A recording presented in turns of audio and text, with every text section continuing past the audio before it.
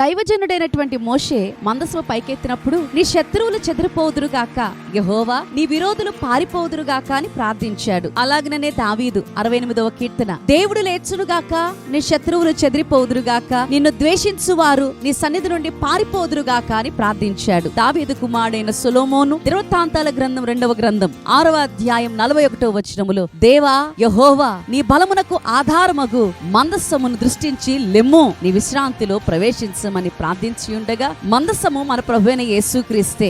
ఏ జీవితములో, ఏ కుటుంబములో, సంఘములో, సమాజములో మందసమై ఉన్న మన ప్రభువైన యేసుక్రీస్తును తమ సొంత రక్షకునిగా స్వీకరిస్తారు. భక్తుల కాలములో జరిగినట్లు శత్రువు ఒక్కడు మిగలకుండా, అపాయం ఏమీయో కలగకుండా అన్ని దిక్కులా నెమ్మది కలిగజేసిన దేవుడు మన ప్రభువైన యేసుక్రీస్తు నామములో మనకు నెమ్మదిని దయచేసి శత్రువు పైన శిలువ ద్వారా విజయమును కలుగచేయునుగాక.